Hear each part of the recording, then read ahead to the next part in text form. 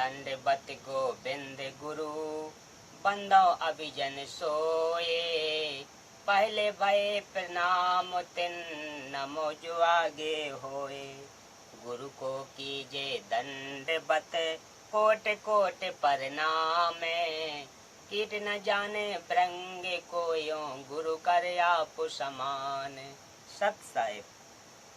हाथ श्रोता बंधुओं, आज मैं आप लोगों के सामने भटकते हनुमान को मिली परमात्मा की शरण, यही प्रसंग रखने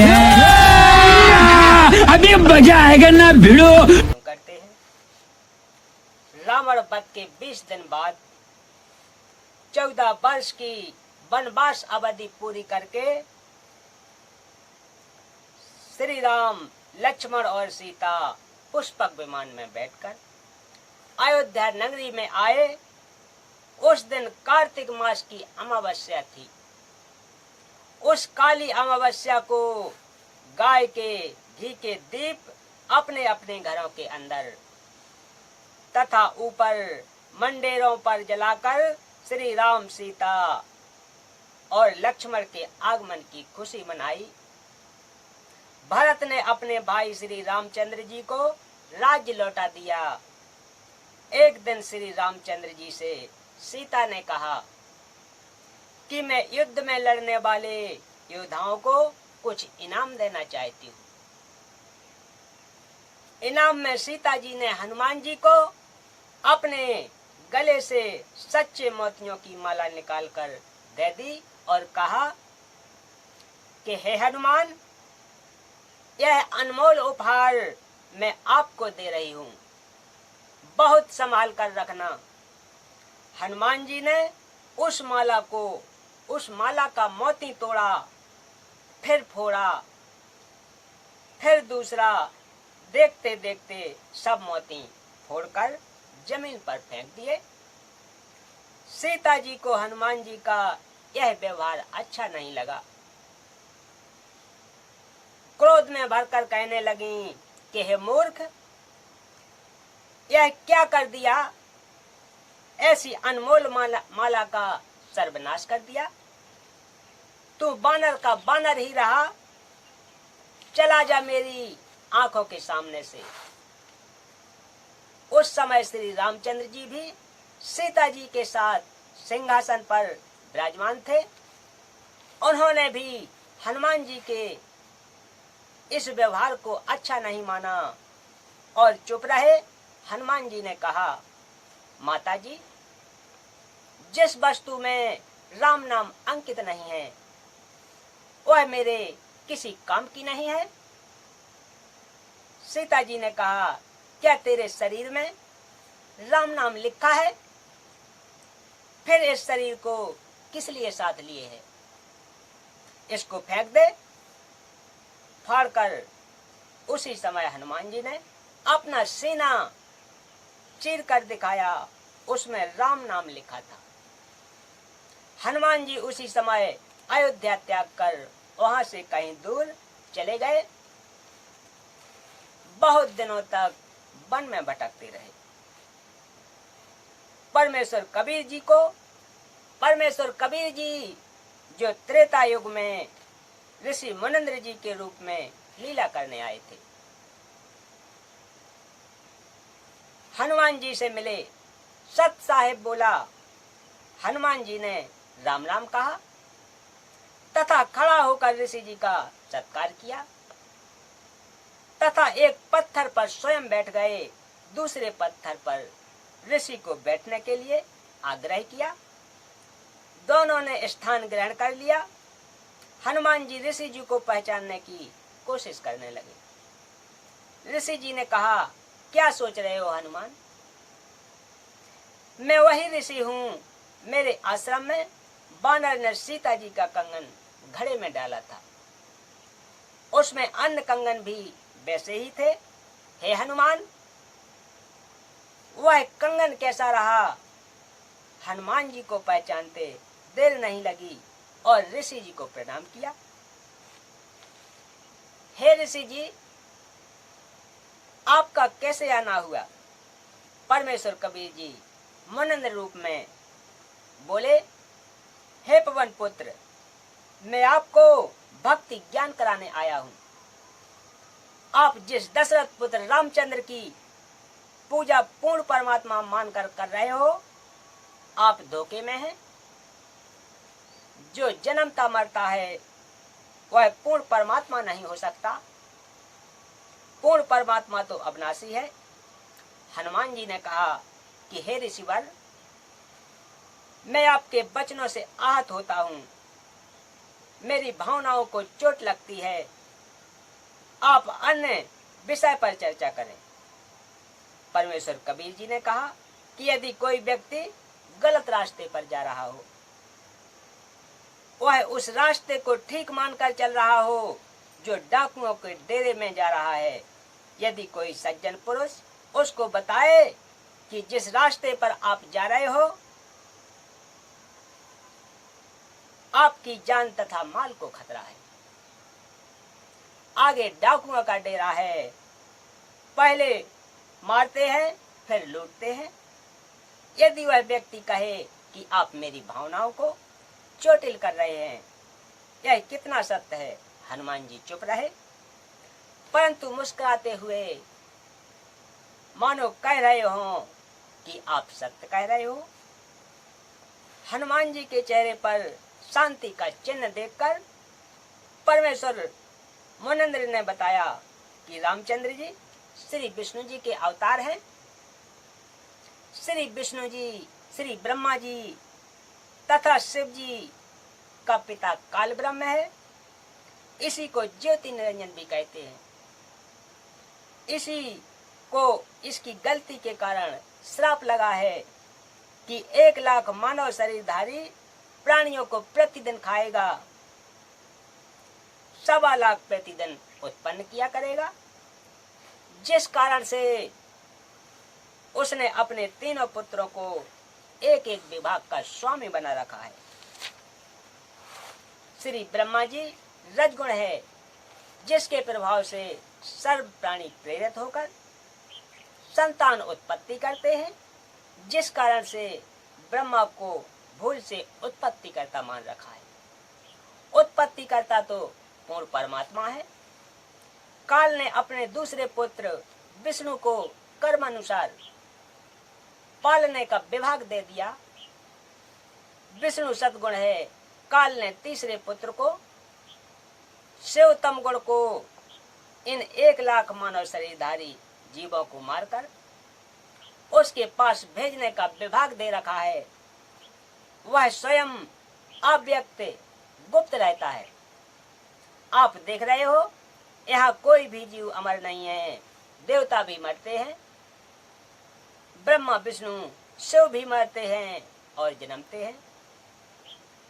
जो पूरी आयु जीते हैं, यही नहीं, अभी और सुनिए।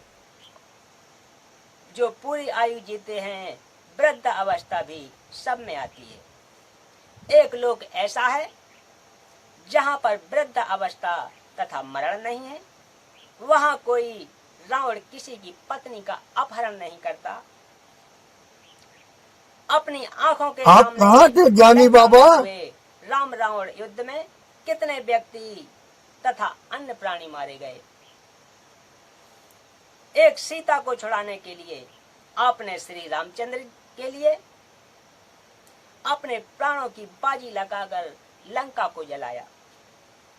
रावण का भाई अहिरावण जो पाताल का राजा था, रुको जरा, सबर करो। तथा लक्ष्मण का अपहरण करके ले गया,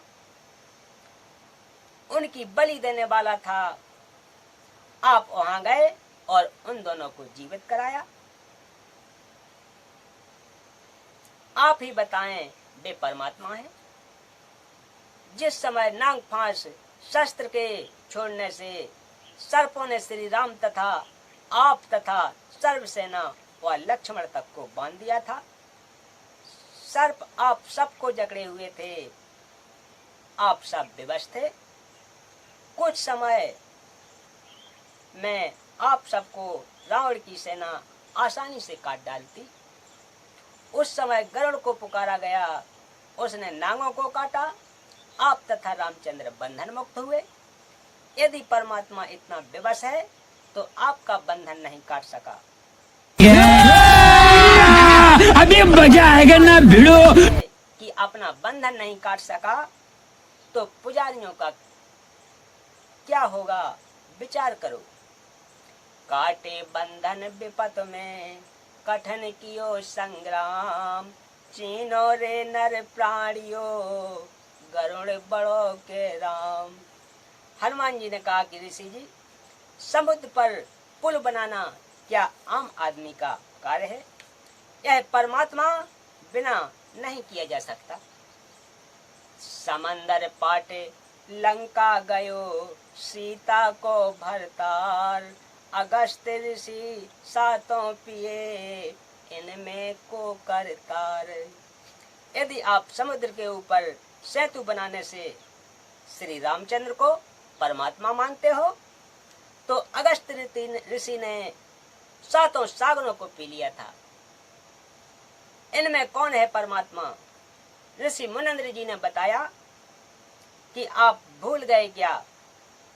एक ऋषि आए थे, उन्होंने एक पर्वत के पत्थरों को अपनी डंडी से रेखा खींचकर हल्का किया था, तब पत्थर तैरे थे, तब पुल बना था।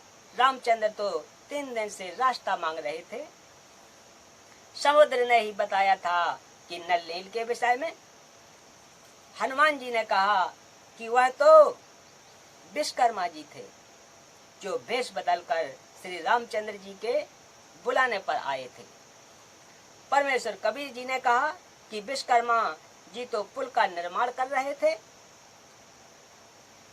जल के ऊपर पत्थर नहीं तैरा सकते।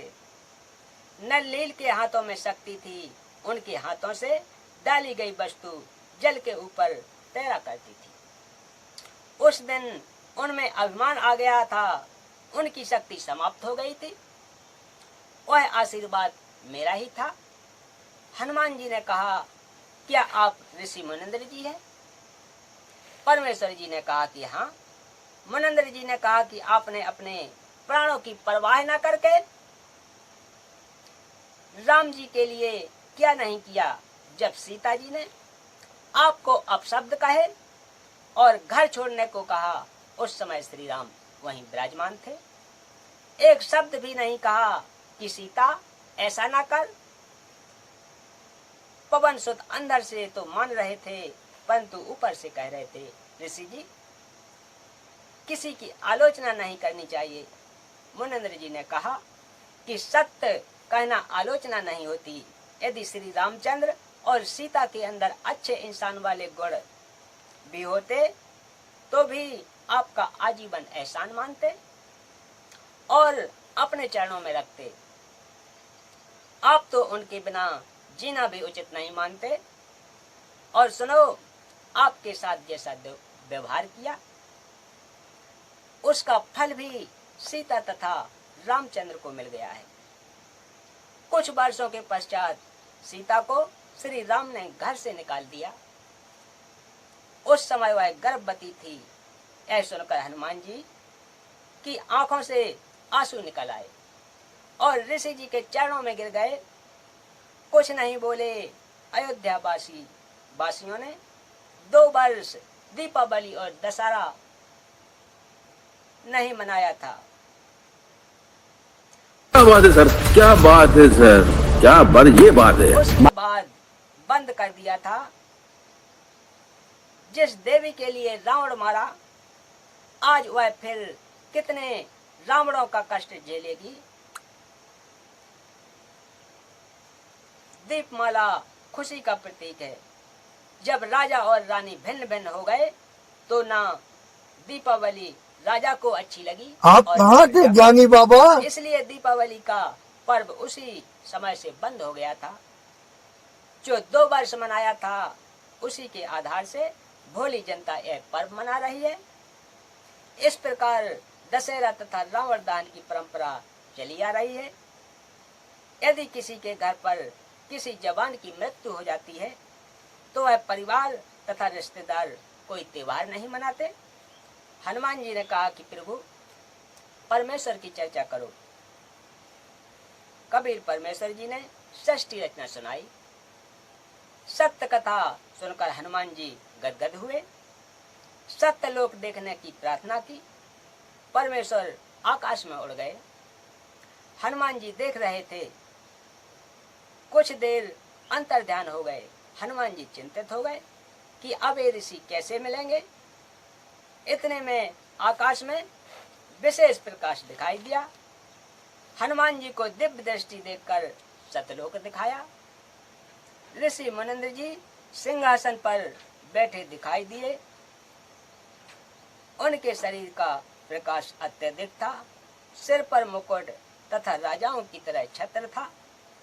कुछ देर वह दृश्य दिखाकर दिव्य दृष्टि समाप्त कर दी। मुनिंद्र जी नीचे आए। हनुमान जी को विश्वास हुआ कि ये परमेश्वर हैं।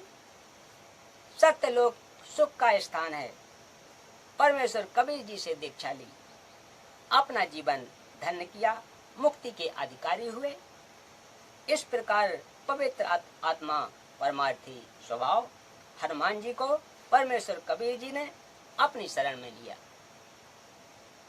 बोलिए सत्य गुरुदेव की जय।